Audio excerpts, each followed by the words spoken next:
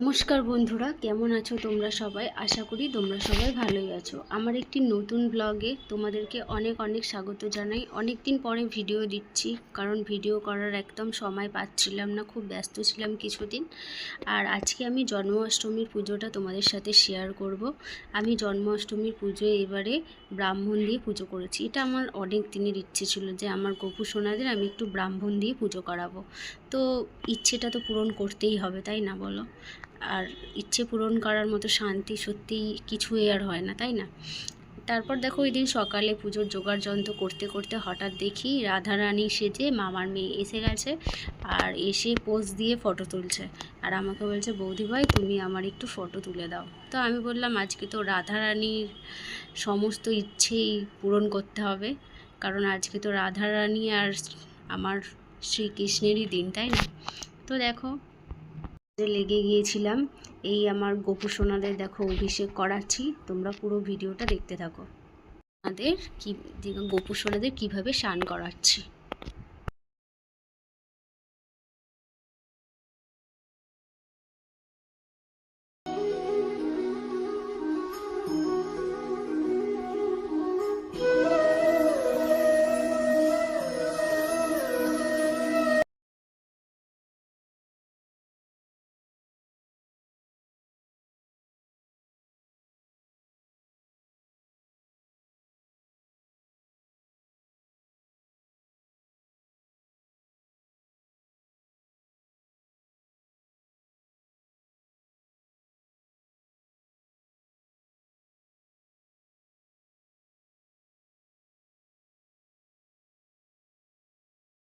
জয় রাধে।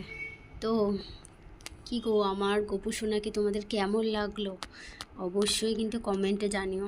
এই দেখো, পুজোর জোগাড় যন্ত্র সবই হয়ে গেছে।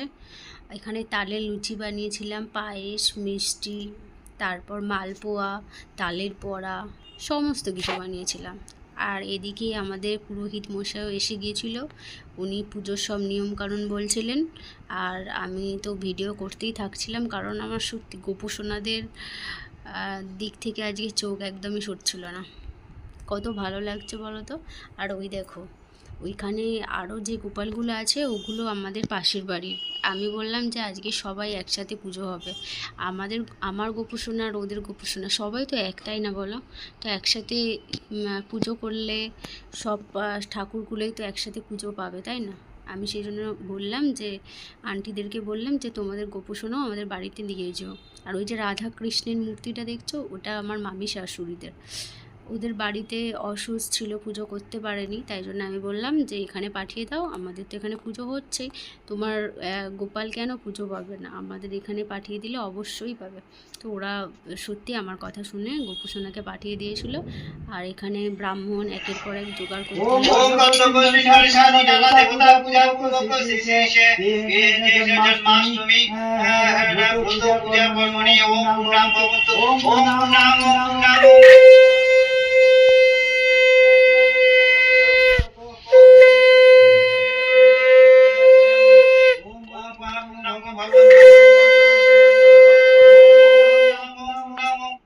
আর পুজোর জোগাড় করতে আমার না ভীষণ ভালো লাগে, জানো তো।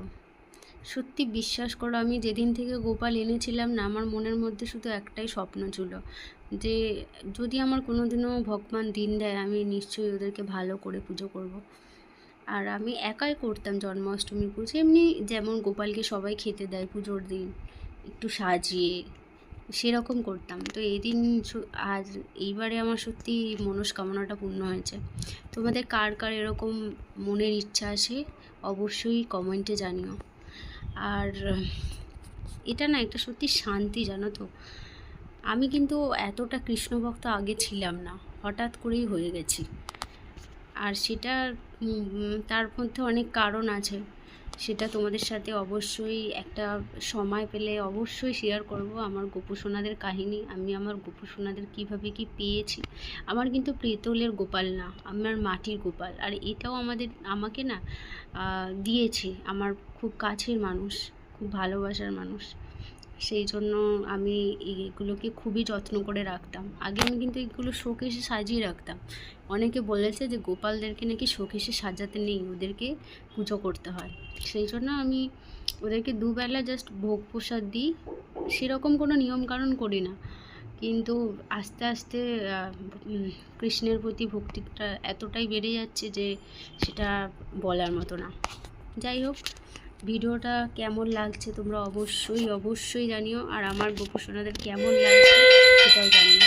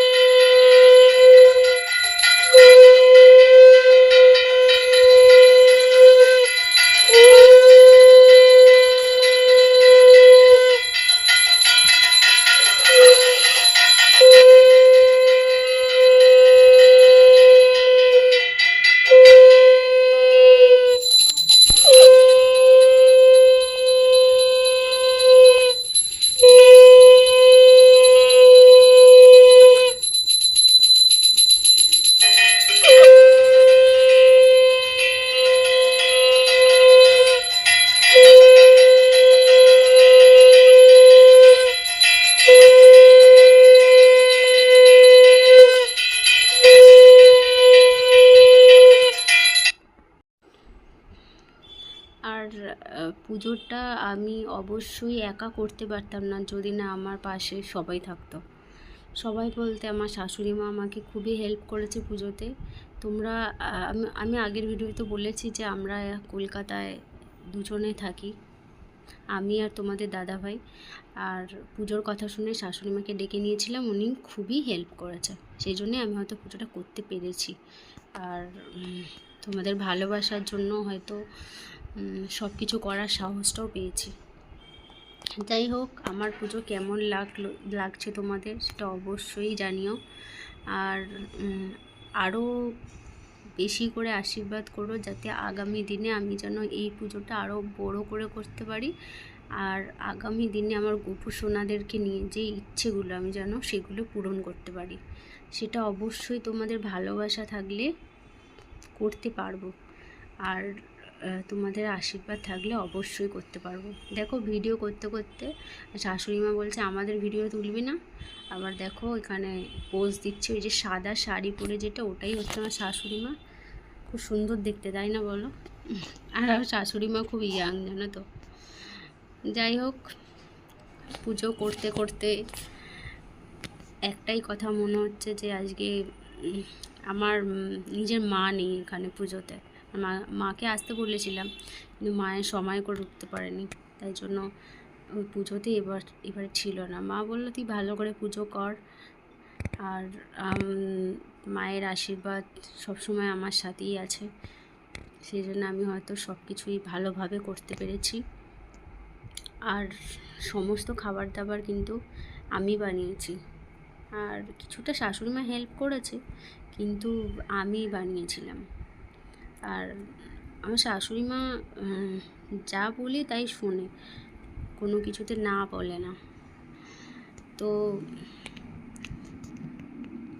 আমার গোপুসোনাদের সাজগুলো কেমন হয়েছে বলবে তোমরা অবশ্যই, বুঝলে? আর তোমাদেরকে তো প্রসাদ খাওয়াতে পাচ্ছি না, পরে খাইয়ে দেবো।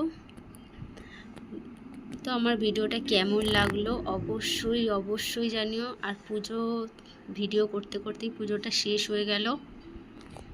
তো ভিডিওটা কেমন লাগলো অবশ্যই জানিও। এখানে দেখো ভগবানের একটা ফটো দিয়ে দিলাম, ভালো লাগলে অবশ্যই লাইক করে দিও। এখনের মতো টাটা।